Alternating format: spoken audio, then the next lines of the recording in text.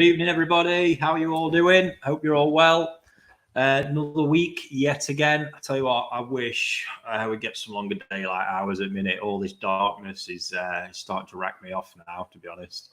Not a big fan of it, never a big fan of winter, and yeah, the weather was good until we've had this cold snap again, which has caught us all out. But there we are. That's living in England for you. So, and I know others are having it probably worse in other places, a bit more extremes anyway. But yeah, this evening we're on a catch up one again because I've been looking through all the back catalogue of questions and we just never seem to get on top of them because as fast as we get some answered one week, yeah, we've racked up another load. So please bear with me again, as usual. Feel free to fire them in. We'll do our best to muddle through it all and all the rest. So yeah, any questions you've got, stick them in the comments, and likewise, I'm going to sort of set to work on some of the old ones as well and see where it gets us. Yeah, regards things happening. I think we've done the draw on the signed issue of the Koi Talk magazine, which is pretty epic collector's piece. And yeah, some lucky guy has got the copy of that. My beloved Manchester United are playing in a couple of hours, so fingers crossed I'll be able to keep awake for that because I'm not much of an evening person. So, but I'm pretty pleased with how all that's going at the minute. Evening, Lee. How you doing, buddy?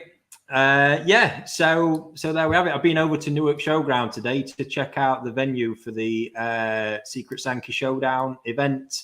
Absolutely buzzing for that. That's a great venue that I'm sure, and been looking around a few other bits there today. So pretty inspired with what's there to see some, to start developing some more ideas that we've got. And create new experiences for all of you guys, to be honest. So yeah, looking forward to that. But first of all, this obviously first event that we've got going on. Now, there's just one thing on that. We're going to post a few sort of announcements around, but I do need to stress, because I know some people are getting confused. This first event on the 5th of February is only for participants, ticket holders and their plus ones.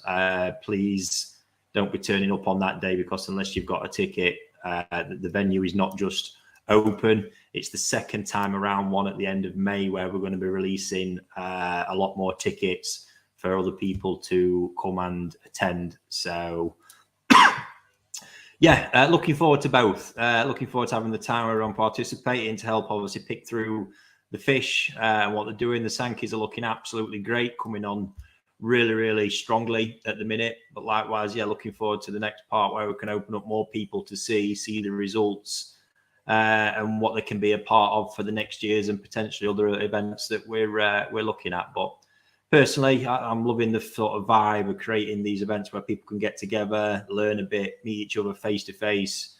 Love all that kind of stuff. Versus what we all seem to do more days where we're all just you listen to me talking through a screen and messages and Facebook and all that crap, to be honest. So much better to get there in person. So yeah, looking forward to it. So without further ado, let's me get into some questions. I'm going to start with the few we've just had come in. So just bear with me.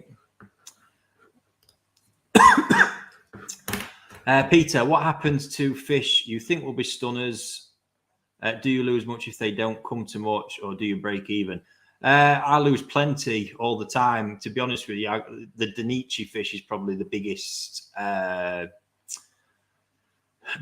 of this, because I would never, and I've had a lot of people on about this recently, I would never advocate, spending the kind of sums of money on these Danichi bits as I have done and just buying a few pieces, because for me, scaling it up and buying the sort of quantity that I have done spreads the risk.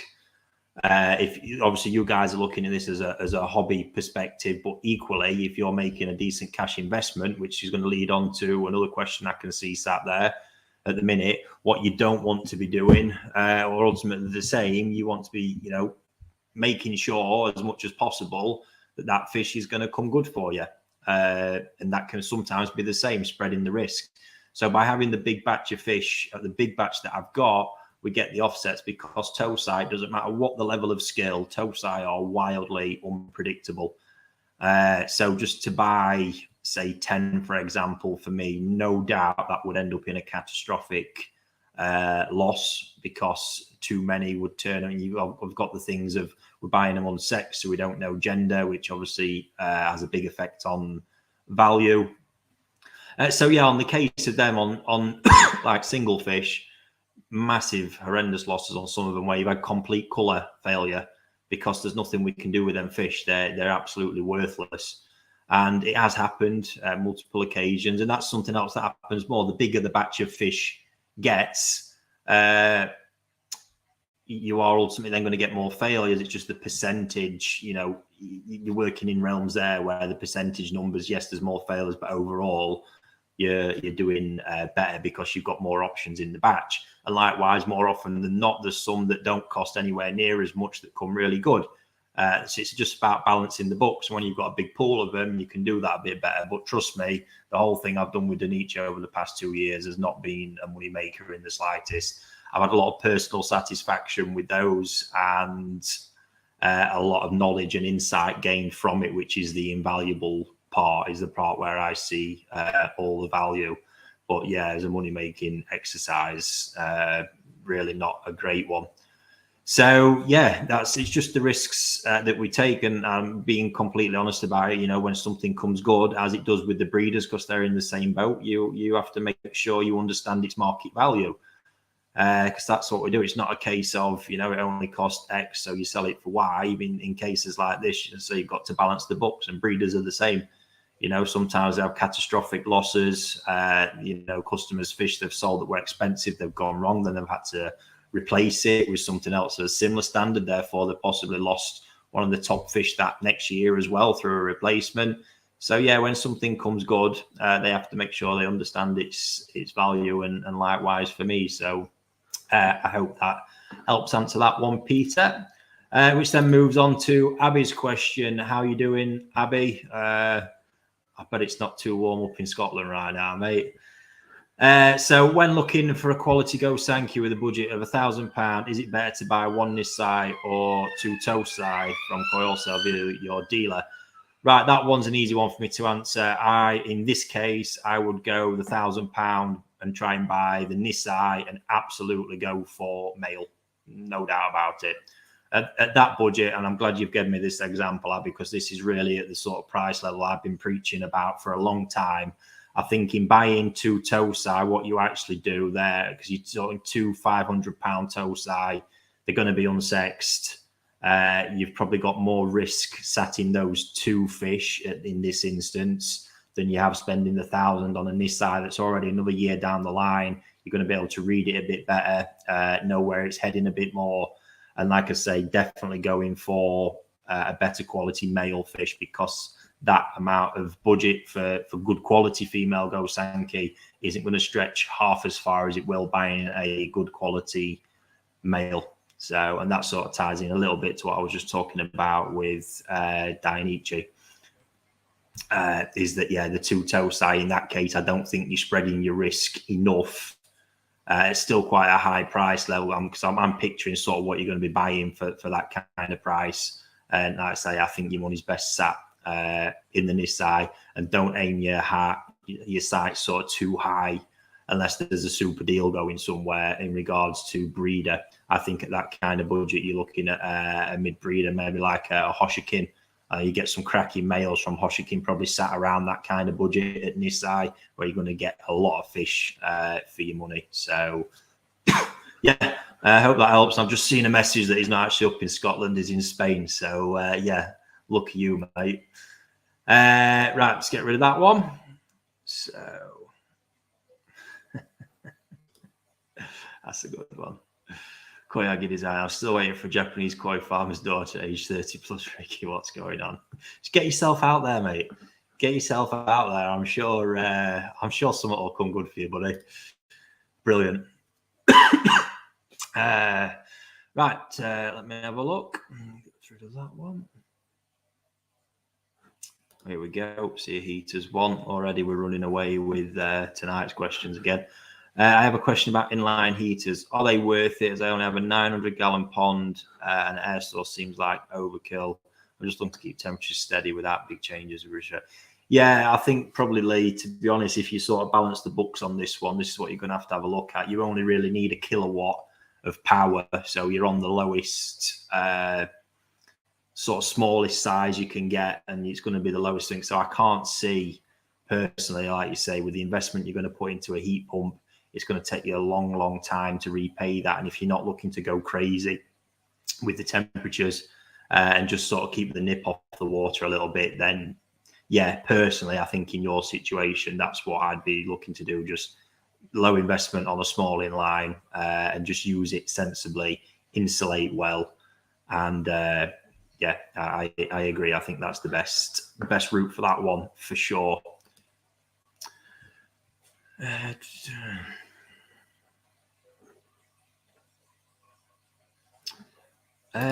a good question. I don't really know how to take that one. Mr. Koi 13, which British dealer currently has access to the highest quality koi in Japan? Well, yeah, I mean, most dealers have access to all the same fish, to be honest with you, the majority of the time. It's just what relationships you build, what you choose to invest in, what as a business you're comfortable spending on a fish to put into stock, to be honest with you. If you're talking about access to, I mean, the very best koi in Japan, if we're talking at a show level, are coming from Narita Koi Farm. Not many people do deal with Narita. I do through a couple of my customers, through me, maybe one or two other dealers in the UK. So if you look at it from that perspective, yeah, not too many. But again, if we're talking about going above and beyond and getting access to stuff that, I don't know, say Tatio or secret fish that are stashed away, half of the time the effort's not worth it, because we're talking fish here that are just sums of money that my time, you know, most of the time I look at, I just think that's just ridiculous. So with, you know, in most other fish houses, if you take, say, Marihiro, for example, everything's there. Everything's all laid out. Everyone's got access to all the same fish. And yeah, to be honest with you, I would say, you know, when you're there, you obviously see all those fish, and then it's just a case of what price level you're happy with. So yeah, they've got the access, but it could be it's just, you know, they feel comfortable investing their money in the cheaper fish for stock as opposed to the higher level fish that are there, because they do carry, you know, bigger risks. So it's probably the best I can answer that one, really, because I say ultimately we do have access to all the same fish. Again, it depends on. So if you've got dealers using agents who are in Japan, it might be that agent only deals with people like that. So that's probably worth considering. But that's sort of my take on that question. So fingers crossed that's helps with the answer you're looking for. Just bear with me. The big koi pond in Japanese temples and parks, what kind of filtration do they have, if any? Is it just flowing in spring water? Some do, yeah. To be honest, I've not been to too many. There's just the Nishikigoi Museum, which I believe that one is filtered, especially the indoor one. But yeah, a lot of them do just use flow through, especially the very, very big ponds. Some actually have in sort of integral natural systems that have been designed sometimes as well. But yeah, you most see in a lot of them ponds, they're just sort of left to nature. They find their own balance, and the sheer size of a lot of them ones, the factor that kind of makes it all work as well.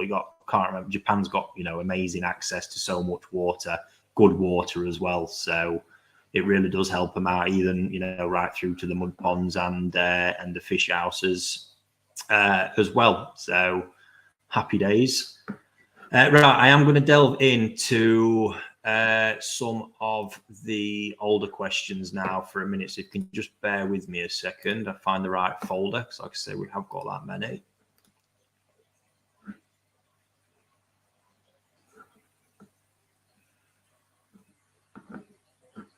Right.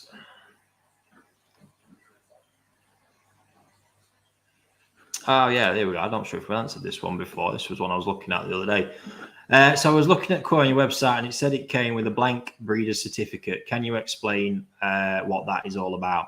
So, and this is a serious issue. Obviously, these big Japanese breeders, or no matter what level they're at, they are producing an industry-leading product, if we look at it like this. And in recent years, copying from, you can probably guess the country, China being the main one, has become a massive problem. So obviously they've been investing heavily in Japanese parent fish, producing koi, but then it's how they've been selling them. So like the offspring, for example, say offspring from Showa being sold off as like an Issa Showa, for example, or a Dainichi Showa. Though I remember when there was a serious spout of this that was causing massive concern. So that's why breeders all of a sudden started doing more of that type of stuff. They also know that it adds a lot of value. Certificates are very, very popular, especially with, again, these more branded fish that carry a heavier price, because people like to know the origins, that the origin is genuine as well. So a lot of it was sort of self-protection. Some farms, I know Taniguchi went through a phase where he was just certificating everything to sort of prove its origin. But yeah, that's the reason it sort of came about, that even in them, say, lower price points, there's small toe sight Dainichi, and then Raffling put them through them auctions, they still fetch quite considerable sums of money, and they just know in the market it helps that is there to sort of back up and prove the origin of that fish, but then obviously also helping protect against any other country who's attempting to rip their product off, basically. So that's where that one came from. And then I see there was a follow on to that underneath. What determines if a koi comes with a certificate or not? So again, that's just the breeder. They determine whether it comes to one or not. What you'll find is on the most breeders will have a sort of price limit in mind. So koi of X, Y, or Z value, they're going to do it because they obviously know, again, that people like them. But it's important that it comes with that sort of identification certificate, again, to prove its origin, because of the value sometimes added by that brand or whatever it is. So obviously they're a lot of work. You've got the photograph, the certificate production, and they're not just doing one. Sometimes it's done on quite a big scale. So it is quite time consuming and a lot of work. And that's why they don't do it with every fish. Again, if you imagine the kind of numbers processed at these farms, that would just kill the job off completely if they were having to do that. So yeah, that's the process, really. I think it's just a certain level, like when the breeders do the auctions, they've already done the pictures, so all them get certificated as well. But yeah, outside of that, they'll have a sort of price limit in mind, so that they're comfortable and happy to do it at. Sometimes you just have to ask. That's literally as simple as it gets. Some of the smaller farms, they have them, but will get away, as much as possible without doing it. So yeah, sometimes let's say all you've got to do is just ask them, and they might moan and groan a little bit, but ultimately do it in the end. So that's just sort of how it is with those ones. Let's have a look.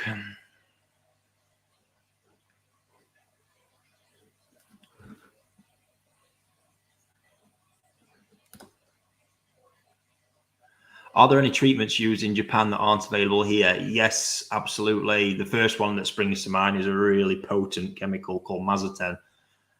This is a very, a small amount of this stuff treats such a vast amount of water, but my God, it is potent. Should not be using this stuff. I remember the first summer I was working in Japan, and they're just like, don't breathe this in. But then also didn't give me a mask or anything to cover my mouth. Typical Japanese.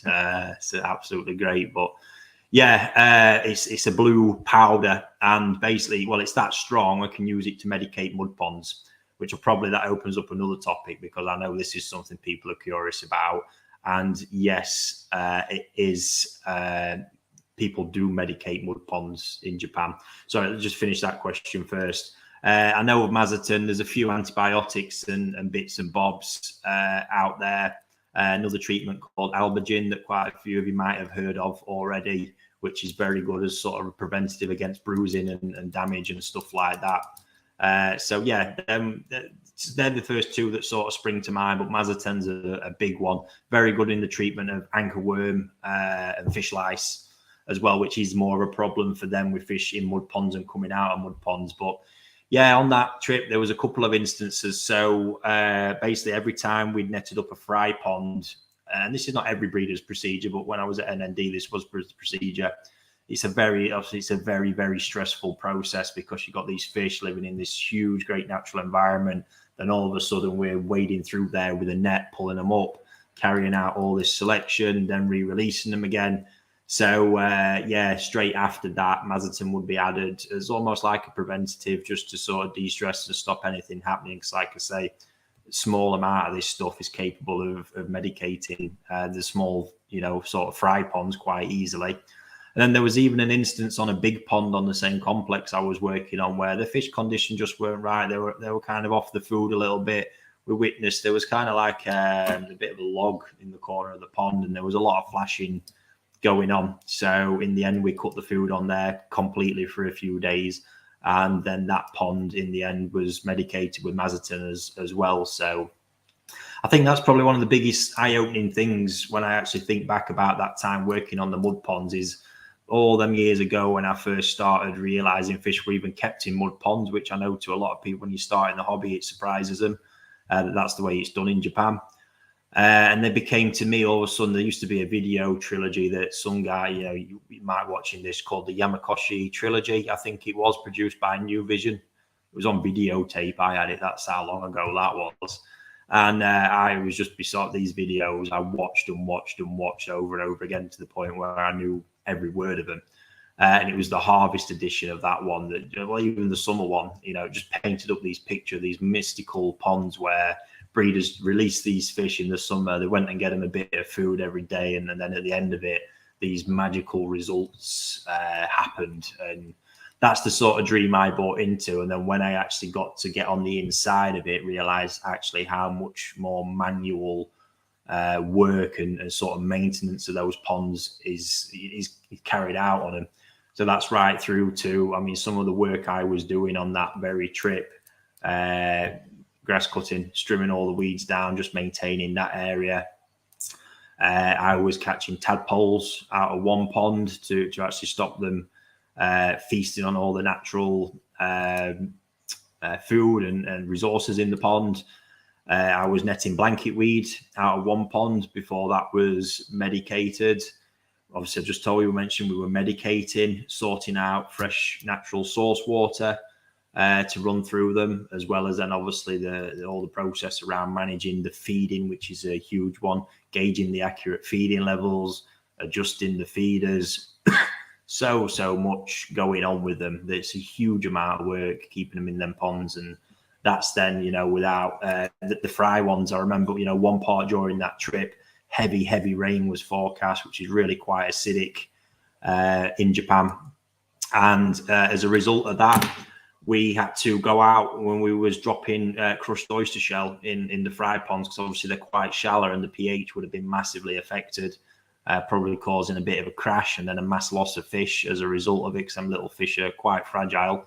So we were out, dropping crushed oyster shell in the ponds out on the waders, just sprinkling it all over, just to try and give it a bit more buffering capacity. So much more to them than I ever anticipated. And like I say, it was a massive eye opener to see how the guys do this. But it really is as well, because you are working in the blind most of the time because of the clarity of the ponds as well. So it really does become an instinctive way of keeping koi. Obviously, engage, judging that environment, judging it carefully as well, because it's not easy to change things that quickly. And you can't see the fish. So like I say, we've got to use little windows of time and passages of seeing them and judging behavior to know, what to do next. So quite remarkable. And so, hats off. It's why this kind of information and success is passed down over them generations, because it really is just based on experience. I could write a book about what I know about it, but it would make you no better at managing any of these ponds. It's just that hands-on experience that it's all gained from. So let's have a look here. This is a good one. Hi, Ricky. When spawning, is mixing metallic... Oh, sorry. We'll fire that back up in a minute, Steve. Hi Ricky, when spawning, is mixing metallic with non-metallic koi frowned upon? No, it's not. And actually, when I read this question, it got, again, scenarios coming to mind. What it will create is some interesting scenarios. So one of the best examples I can give you here is metallic Deutsche Chiba, the Kogani Chiba, the Deutsch version, so Deutsch Kogani. When that was initially created, that was two normal male Deutsche Chibas crossed with the Kikisui. Makes absolute sense, bringing in the colour that you need, but also that metallic luster. So it really depends what you're trying to do there. But the interesting output from it is you'll get the ones with the full metallic skin, you'll get the normal non-metallic fish. You also seem to get a lot of hybrids where you're getting metallic luster only show on parts of the body, typically the fins, maybe around the head and dorsal line and stuff like that. So yeah, it's depending on the variety. Obviously, if you want something to be a pure, clean line, especially not necessarily the metallic side, but this seems to have more of a effect on the non-metallic where the luster doesn't fully come through, and you'd want to avoid it because you're going to get that mix on that spawning. And it even happens now with Aoki, for example, because you've got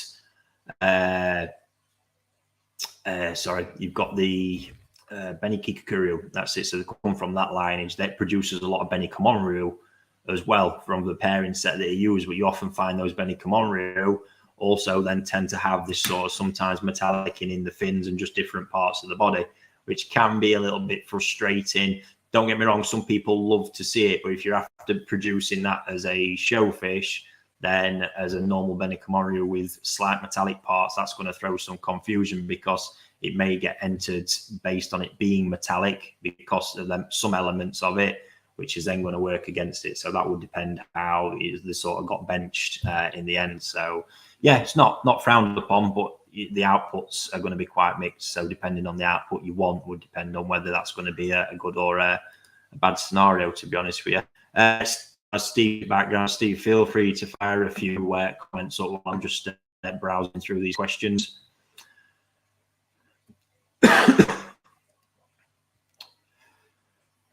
Thank you very much, DT Koi. Yes, to be honest, that is where I picked a few of the early sort of techniques up. Right, let's have a look.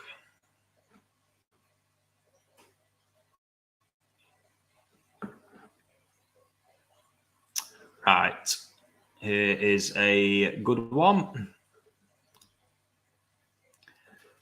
Ricky, have you ever thought about breeding your own koi using Japanese parent sets? I thought about it, but only from a perspective of, the koi keeper in me and like to sort of give that a crack. Commercially, absolutely not. You've got to remember, I've seen this done. I've seen the amount of, the percentages. We're talking 0.0 percentages of spawnings that are kept by the Japanese. So ultimately, then that's what you're competing against. If we look at it from that respect, hobby, I completely get the hobby aspect to breeding koi. Super rewarding, and yes, probably one day, probably when I feel like I've got the time to give to it, certainly something that I've always fancied giving it a crack for sure. Where I'd do it, even I don't know, it might be something I eventually do in Japan one day, who knows. But as it stands, just commercially looking at that, we're also up against it. If you look at breeding from a commercial perspective, incredibly tough. And I do take my hats off to the guys over here, Cutter Brooks, Adam Byers, who do it, because there's so many sort of things working against it commercially. Summers, obviously wanting to use mud ponds, summer temperatures just aren't there. We've not got the natural sort of climate and resources like Japan has. So to recreate it and be on a competitive footing with that environment, it's going to cost so much more money. And then ultimately you've got a product that, even produced from Japanese parents isn't technically a Japanese koi. And that does unfortunately work against the value that they can command in the marketplace. So, from a hobby aspect, and that's super rewarding. I think this is why I do the growing side so much, to be honest with you, because I do find that incredibly rewarding, raising fish, getting them small tosi in, raising them through for a year, 2 years, whatever it is, when you do eventually raise some super high quality fish out of them, you really can't beat it. It's far better for me than just going out there in the first instance and buying that bigger, more finished fish, because I like the challenge. I like the challenge of trying to better the results every year as well, improving techniques and all that kind of stuff. So, and certainly from breeding, I can see that with the resources like they've got in Japan, that challenge of wanting to produce X, Y, and Z, or develop certain characteristics in a variety, then keeping a bloodline stable and evolving it. Absolutely, I can see all the value in that entirely. And even for the guys over here doing it. But yeah, commercially, that's the reasons I would go nowhere near it. But yeah, from a hobby perspective, and I'd encourage everybody to have a crack at that one. And that even comes through with the toe side, to be honest with you. For me, it's so important for you guys to get as much experience as you can. And the best way of learning koi development and koi appreciation and raising is to be doing it with toe sai as much as you can, year on year on year, and to the point where then the process will almost become subconscious, and you learn so much. You have a great load of fun doing it as well, and financially there's not all that much at risk. So yeah, good question, that one. Let's have a look. That's a good one, actually. At what age do koi stop or slow down growth? So interestingly, I mean, they stop when genetics stop them, not so much age. It's the genetics is the biggest limiting factor in all this. So if the genetics say, no, enough's enough, you're going to struggle to push that koi beyond that threshold. Most koi have that big, so the big growth spurt comes up to Sansai. Tosai to Nisai, Nisai to Sansai is going to be your two biggest year-on-year jumps. But ultimately you can, so if the genetic potential there for, say, 80 centimeters, for example, you can ultimately, by your actions, limit that to be less. So if you don't get the growth on it up to Sansai, trust me, after that point, it's going to take a hell of a long time of slower year-on-year growth to get that fish to its maximum. If actually you get it to its maximum at all, that will have a profound impact. But yeah, certainly, like this is the one I find it. So like small Nisai, and we've got the video content on this churning in the background. So the Okawa Shirotsuris, if you haven't seen the video already on our channel, they were very small Nisai because I'd had them sat in a small tank all summer with no pond for them. And moved them into, first of all, one of the 1,500 gallon ponds I've got. And they had a great spurt in there because the plan was I'd raise them over winter for them to have a catch-up period that they missed out on in the summer. So they've had a great period in there. And then just because that growth was lost this summer, completely irrelevant. They've had a massive period, and now they've moved them further into one of the 3.5K ponds. On last check-in, I think they're up to 40 centimetres in some cases already. So by the time I'm done with them, say another maybe 6 to 8 weeks on them, they're easily going to be fish up to 45 cm as a full-term Nisai at that point, because they're not going to turn, Nisai getting released into mud ponds for certain breeders will only be that kind of size. So that's job done. That's all that growth gained and done. But what I tend to find is if you don't, it's not so much getting the size, it's developing the bone structure. If you don't get the development of bone structure in these early years, that's what's going to cause you the problem. Because from what I've seen, yes, in some cases you can recover it a little bit more. Sansai to Yonsai, it's not all lost. You've just got to really be on it, because going beyond that point, then your life is going to get more difficult. What you can tend to find is the structure becomes a bit more set. So if you've got a really small 3-year-old fish that's really not grown, I'm talking maybe 30, 40 cm, something like that. In a lot of cases, there's not a lot left in that fish, and ultimately all that will happen, especially if it's female, all that happens is beyond that point is you'll fire food at them, and then you'll tend to find the body line will just sort of go to shit, and you'll find it quite a hard fish to manage overall. So, and with male fish on the flip side of that, what they can tend to do, or even male and female, to be honest with you, you can tend to be the point where the fins sort of carry on. You're getting that growth in the fins a little bit, so they look a bit oversized for the body. And it's why, for me, I know in the past there's been some breeders who have tried to pass off what have been technically small Nisai left in the fish houses over summer for jumbo Tosai the following spring. And with good experience, you can see it, because what happens is the body line can be slightly different, certainly in the female examples, and the fin sort of size and scale and eye size and scale versus the body looks different, and you really can pick that up with a little bit of practice. And I sort of questioned him, and it was writ all over the face, which is not great practice, but that is what it is. But yeah, you can tell. But like I say, you can bring it back. I've proved that with the Akawashiros, and you'll see in the next part of the video just exactly what they've done and achieved. So yeah, not all last, but if you're really looking to get maximum size, it is absolutely paramount that over Tosai to Nisai, Nisai to Sanzai, you really max them out in order to keep pushing it on to that max size in them later years. So hope you find that that useful. Steve, again, if you want to just fire any comments in that are out there while I just have another look through this list.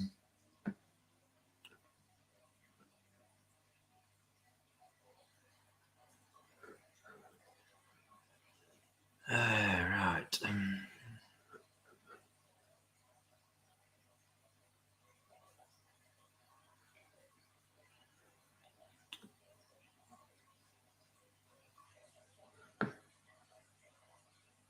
Thank you, Kyle.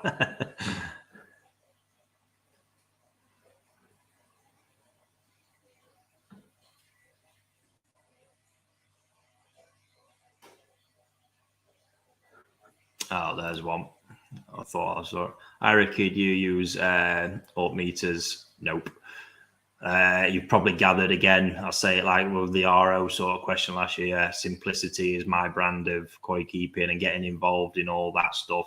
Primarily because for me, obviously, I've come to, like I've mentioned with the Japanese guys in the mud ponds. I read the environment and what's going on and can make a lot of assessment just from what I'm looking at. But that is 20 odd years of experience of doing this at a very large scale with a lot of experience, just like them guys. So I get from a hobbyist perspective, you're trying to break down and analyze stuff to make more sense of it. But getting into, all that complexity, and that actually sort of ties into a question here, because you can really gauge. Your fish will always show you and tell you what's going on, and likewise your water will. You can get to read the water. I actually had a really, really great comment. This is going to probably make me sound a bit crazy, but the even water, when it gets to a point where the KH drops out, and I had this conversation with a guy who was just sort of like, by message, fish don't seem 100%, pond don't seem quite right, and I'm breaking through some bits, and he mentioned where his KH reading was at and what he was doing, and I literally just said to him, does your water smell a bit sour? And he says, funny you should say that, it does a bit actually. It's just one thing, again, seeing it so many times over and over again, when the KHs in the ponds get so low, the environment and everything starts adjusting, and certainly when the heavy feeding's in as well, the water, because this was once taught to me by a water management company, that good healthy pond water smells quite earthy, and especially in filters as well. And you can tell when things go wrong because you get a lot of different changes in smells and stuff like that. And this was one in this environment, seeing it loads and loads of times where that environment starts to change because of a really low or completely depleted KH. And sure enough, got some buffering in there, got that one playing up, and everything fired back up, and the water improves. So you can do it. The water's always telling you, the fish are always telling you. It's just, for me, when you get into all this management of all these figures, it takes you away, for me, a lot of the time. What's really important, you want to be looking at the fish. Your basic water testing, absolutely yes, but your ORP, your TDS, all that, for me, it's just not where I'm at as a koi keeper. But I get it if that's what you're into, because some people enjoy the sciencey side of koi keeping more than the actual fish part. I don't. I enjoy the fish part most. I know, like when we've had Chris on here, and when me and Chris talk, Chris is into all that stuff a lot more than I am. So it's each to their own. I'm not going to say it's bad if that's what you do. It's a route you go down, like I mentioned with the RO last week. If RO is something you feel like you want to do and you've got the dedication to give to it and manage it and all the rest of it, great, absolutely, go for it. But say, for me, you're never going to get me saying otherwise, because that's just not my style of fish keeping. And when I'm trying to educate people and teach and give and share my knowledge, I want to give it as simplistically that everybody can do to improve.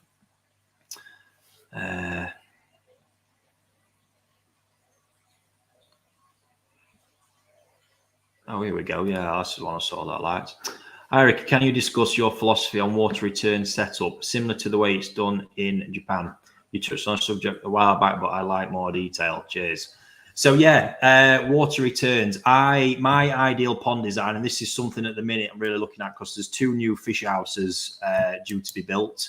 When I finally got the other one dismantled, and really I've been scratching my head wondering exactly what I want to do with them, pond-wise, size-wise, all the rest of it. But some design concepts I am super clear on, and these are going to be raising ponds, not necessarily massive, but again, I don't need to be because I already get amazing results with like the 1,200 gallon ponds that I've got.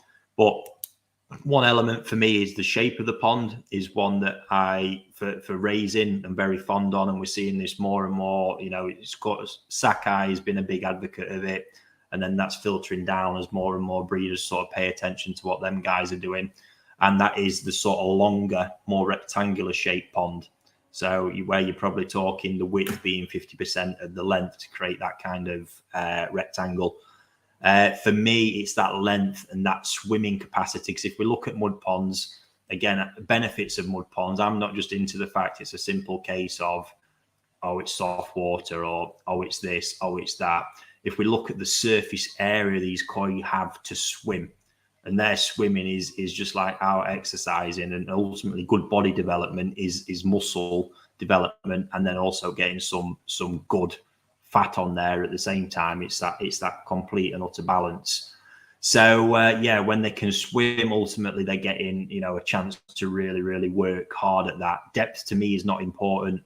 If you obviously the sort of minimum depths you want to be looking at if you're outside and uncovered as well for winter.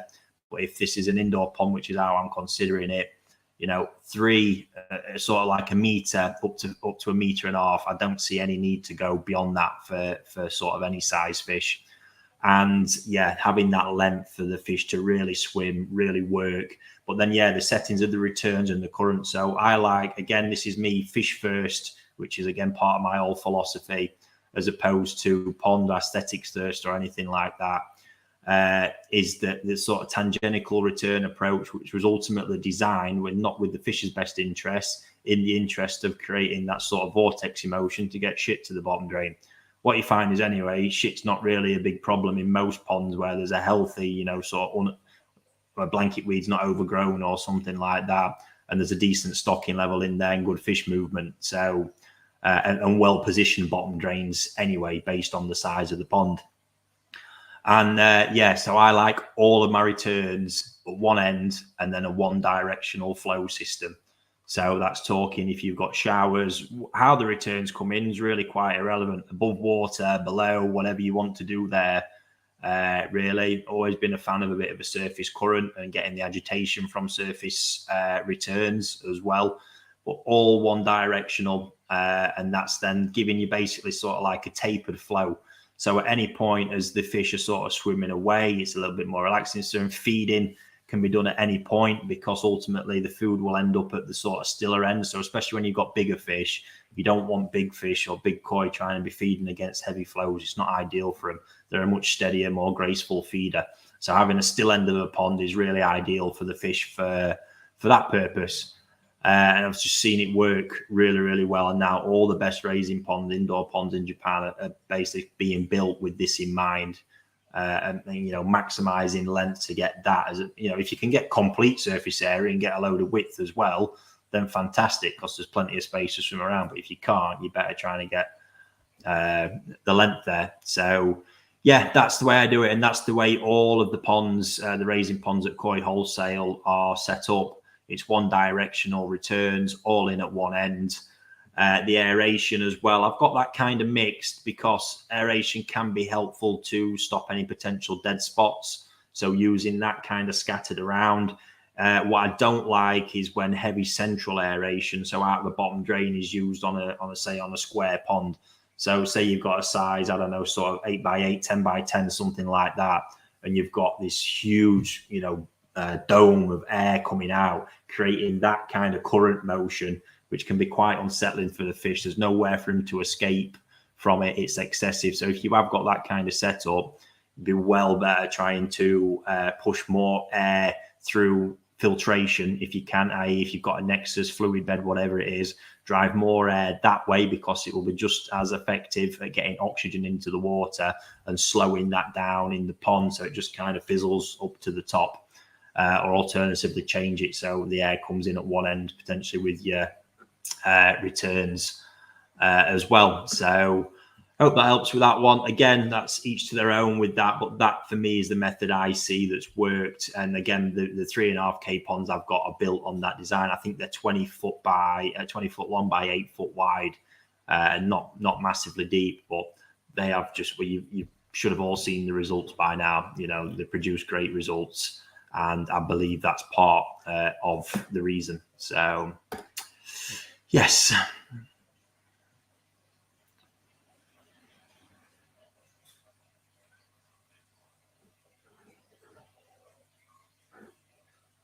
All right, just bear with me. Glad to see you agree, Alan. Me and Alan were having a debate, actually. Alan seems to think I owe to him everything I've known and done in koi keeping. when he came up with Crafty the other day. I love that debate. So yeah, thanks again, Alan. Taught me everything I know, buddy. Really appreciate it. Good to have a laugh in it. Right, here we go. I like that one, actually. Of the breeders that you sell, which in your mind are the less appreciated and overlooked? Yeah, one that gone straight to mind now is Marihiro. And I say this more and more and more and more because I think he's possibly, unfortunately, picked up a reputation as being a sort of cheaper level breeder. I think he's possibly aware of it as well. And yeah, it's just not the case. This guy, I think is the best koi breeder in terms of, complete and utter skill level that I've laid eyes on, because, and here's my justification for this. Ultimately, in the UK, unless you get to see it all, which I think many people's possibly seen the Marihiro round pond. If you haven't, bang that into YouTube, and I'm sure you will get to see it. But the Marihiro round pond is just a prime example of what I'm talking about here. I cannot think of another breeder who produces so many varieties, many of which are difficult varieties to produce, at such quality level, but such quality level with also the size that he gets. Because remember, this is a real big part of the way a breeder's judged. It's not just a case of being able to produce a good koi. In Japan, they need to get the size and the body to be really sort of respected. It just seems to be a part of the sort of culture there. Sorry, excuse me, amongst a lot of the big breeders. And he does this. And not only that, the sheer quantity of koi the guy produces, the choice of variety, the level. I mean, that round pond is a dream pond for anybody. It has got anything and everything in it. I'm talking top level Gosanki as well, capable of winning grand champion at any koi show in Europe. And then you go, through the things, varieties that nobody's ever seen before, leading the way into production of a few things. I mean, this autumn, I saw the best Charlotte Sori there I have ever seen. And I'm not sure I'll see another one as good again, because these are such rare beasts. It was probably 85 cm, I should imagine, of absolute perfection as far as one goes. And it's swimming around in that pond, and not only that, it's got 2 or 3 other variety examples behind it, which weren't quite that one, but also pretty damn impressive, to be honest with you. And I even think the sort of business is created, and actually just sprung to mind, there was a Becco in that pond as well, which has been driving me bonkers. I was there when it got harvested, and he was on a harvest high. There's these about 8 fish come off this truck. Everyone was an absolute banger. This Becco, I'm not like a wild Becco fan, but it came off the truck and it was just like, wow. That there, you could see it. It's a koi show best in variety winner, hands down at all Japan level.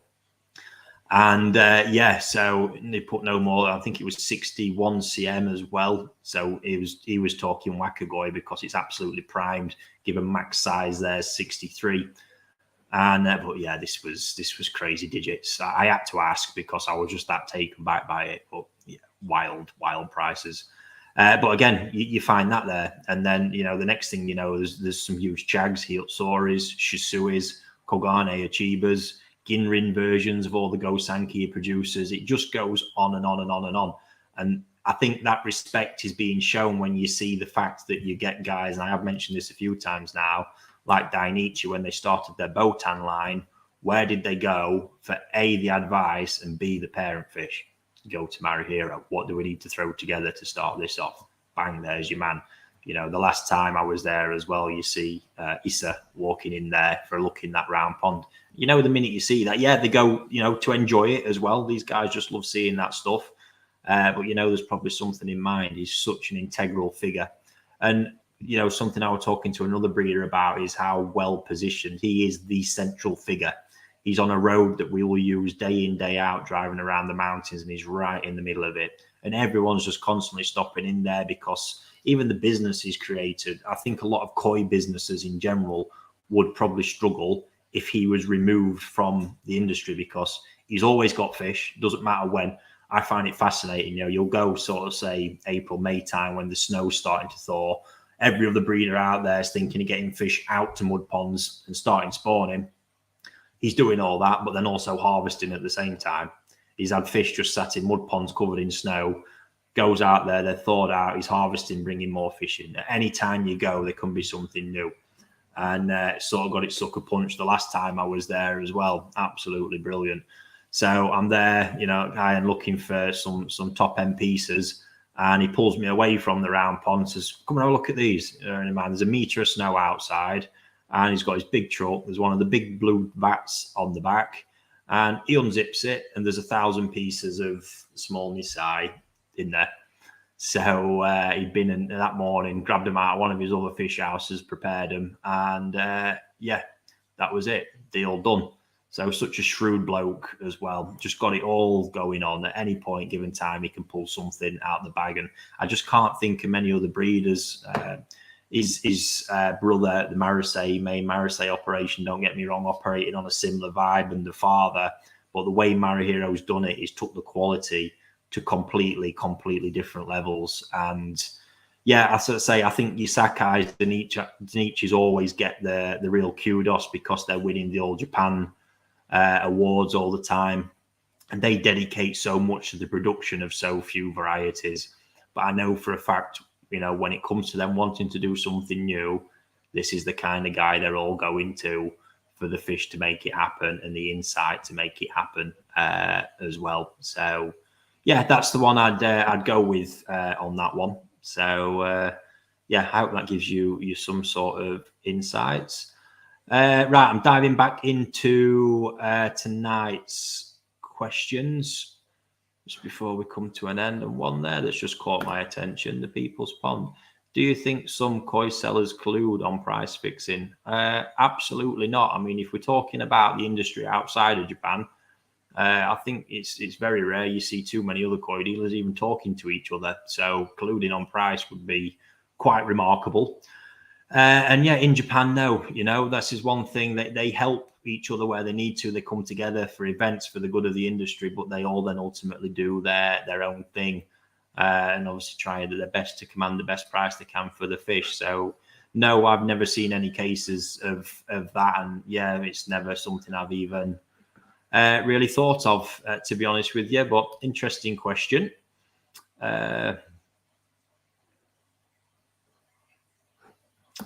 Interesting one, Mr. Kev. Evening.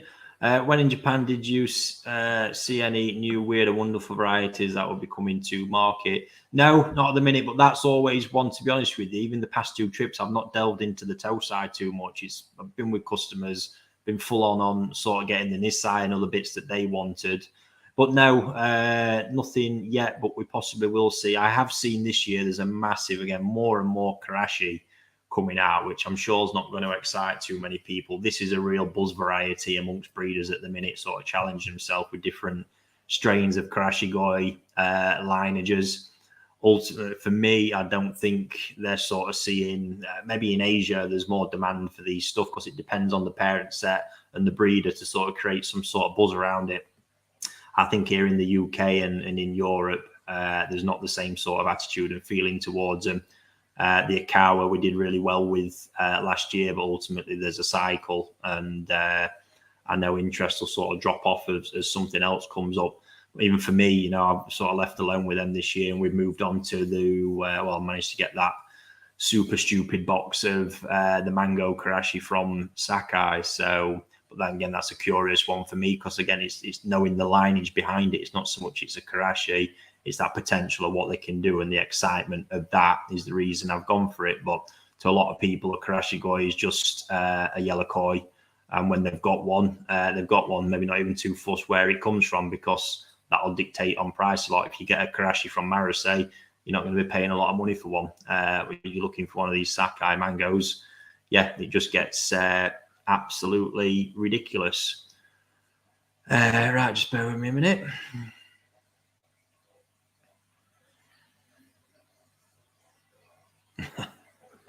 Matthew, how?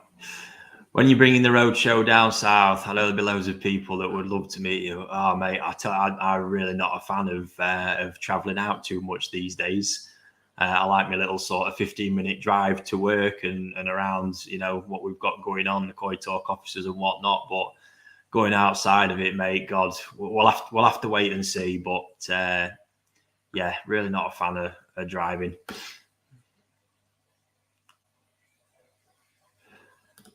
That's an interesting one. Hubba what does your father work, or is in charge at your farm? Yeah, so my dad is my fish house manager and generally keeps the place alive, to be honest with you, because as you can imagine, I'm not a very hands-on person, which I was getting at apps in regards of practical, in regards to fixing stuff and things like that. That's just not my skill bag, never has been, and I don't claim it to be. So as you can imagine, on a site where there's 60 ponds that are all individually set up, that equates to 60 pumps, 60 UVs, a lot of air pumps, valves, pipework, everything going on. And yeah, somebody has to keep it all together. And it wouldn't be me, but he is, yeah, absolutely great at keeping all that, and obviously keeping on top of the fish and managing the guys in the fish house as well. So still in it, still going strong, and yeah, on the side as well, he's dealing with his fancy goldfish. So anybody watching who's into them, check out Westview Fancies on Facebook. But after all these years, he's still hard at it, still loves his fish keeping. I think he was about 14, 15 when he started. So, to be honest, I couldn't even tell you how old he is now. I know he's not quite 60 yet. So, long time. That's a serious amount of commitment and experience that is massively valuable to the operation.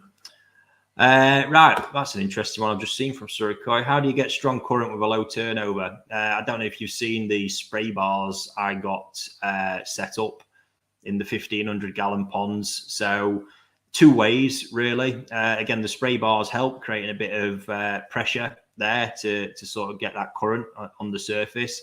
But the big one has been the air bars. And there's actually a guy, I'll get his details for next week, who's set up manufacturing them air bars now, I believe. And he brought me a couple of sample ones, because again, I've seen the breeders doing this, and that's, you know, getting the air bar against one of the walls.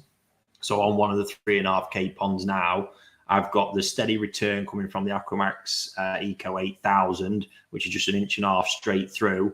And then I've got the air bar coming up the wall. So it's sat flush, comes up, but you should see the current. If I remember, in fact, Steve, make a note for me. We'll make a quick YouTube video or short and of actually that current it produces across that 20-foot length of pond, how far that actually goes when everything else is turned off. It's remarkable. I think that's a 2-meter bar that's driven by an AirTech 130. So yeah, plenty of ways of doing it for sure. Really not an issue.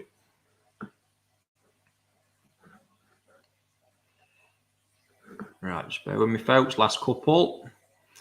get home and get ready for my beloved Man United. I know the little lad's going to be wanting a late night as well. He's absolutely obsessed at the minute. I love it.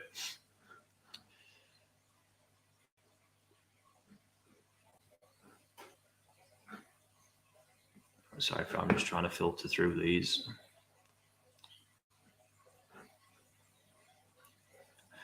There we go, Crafty. Cheers, buddy. Do that bit for me. I always forget. But I don't see, I'm ultimately just like to do this for people to learn as much as they can. Douglas Curl. Evening, Ricky. Who would be a good company to go through to actually go to Japan and the koi houses? Cheers, Doug. Yeah, interesting one. It's just a case. I'm not too sure, to be honest with you, who's doing trips and whatnot. I think it's probably just worth talking to some of the dealers out there, you know, see if they go in and they're happy to sort of take you along, to be honest with you. There are, as I see, sort of less dealers going to Japan these days, really, than probably used to. Whether or not they do trips, you've got to remember it's an important time for a lot of these guys to focus on their business as well. I certainly find it hard to concentrate on anything I need to get done or do it when I've got somebody with me, because ultimately, you know, they're there for an experience. So, yeah, I'd just say speak around. You know, a lot of the dealers who are working with me, that infrastructure's there to do it if they want to. So yeah, have a chat with them and just sort of see who's getting involved in that one. Right, let's have a look for one more, folks, before we wrap up. Oh, and yeah, just actually to remember, we are, I think it's next Tuesday, we're restarting the live auctions. So we've sort of got the mad rush out of the way, settled back in after Christmas, got the first batch done. I think most, if not all of the pictures are on our website already. We'll start circulating them. There might be a couple more Chris wants to get done tomorrow. But yeah, next Tuesday from 6:30, restarting with them again. So don't forget to put a reminder on to tune in for that one. But be sure we'll be reminding you plenty in the meantime.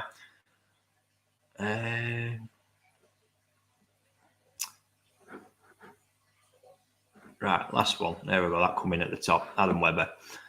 For those with heated ponds, cost aside, what is the earliest in the year we should start ramping the temp up and feeding heavy? Does feeding heavy in early spring result in increased egg production? Yeah, you've got to watch that with females, but it depends if it's sort of like an eggy female anyway, because what you tend to find is a lot of females don't look like they carry an egg, and what you tend to find is no matter what sort of food you throw at them, they will stay in that sort of process. But if it's a fish that's used to regularly spawning, eggs up a lot, yes, you can tend to find that'll have more of an impact. But yeah, for me personally, you want to be talking kind of mid-April, May, to start bringing it up, because the whole process, if you've got to start building up again, that's the point. And that's the probably bit I'll pick out of your question there, is you're obviously not just jumping straight back into heavy feeding, because you've got to let the fish adapt to it, let the system build back up with it. So I will be, kind of any point in April, normally with the toe side, late April into early May, I'll be getting them cranking through the gears even harder if they haven't already been on the growth. So sort of like probably talking like the Nisai, which have already been growing. They're now just sat in ponds waiting, where I'll sort of do that selection before I decide what ponds are going in, get them set and start the growth. Like I say, it is a process, because those ponds for me, again, are going to be looking into, you know, multiples of kilos of feeding a day. Therefore, that is a slow process, because if I take them from very little food like they're getting at the minute and try to straight into pumping sort of 2 kilo a day into a pond, 1-2 days will probably be fine. By the 3rd, 4th, 5th day, that pond's falling apart. The fish look absolutely gassed, and it's not great. So it's that gradual increase till I find the sweet spot, maintain the sweet spot for a while, then wait for that growth surge and increase in appetite to start increasing feeding again. So yeah, hope that's helpful for you there, Adam. Yeah. So sorry everybody if I've obviously not even got close to seeing all the questions that's coming there. I might have to have a chat with Steve and see about maybe bumping this one up twice a week and trying to work back. Or what we might even do, because we have, is a couple of pre-recorded sessions actually. So we can just stick that out there, running through some of the back catalogue of questions for you guys to sit and watch. But thank you as ever for everybody who has tuned in. I just want to say just a little reminder again, in case there's any mixed wires, the Tucano event part 1 is for entrants, so ticket holders and their +1s only. And part 2, we've just about got the date fixed up. We'll be releasing news on that at some point, where we'll be releasing a batch of tickets for anybody to come and attend it, for the sort of judging and awards and collection of those fish as well, when hopefully it'll be a little bit warmer and more pleasant. That was the bit there today. It was a little bit chilly, but fingers crossed this cold snap might have disappeared in a couple of weeks. And yeah, last reminder, live auction back next Tuesday. And yeah, there we go. Enjoy the rest of your evening. Fingers crossed, and any of them fellow United fans watching, good result this evening. And yeah, I'll see you next week.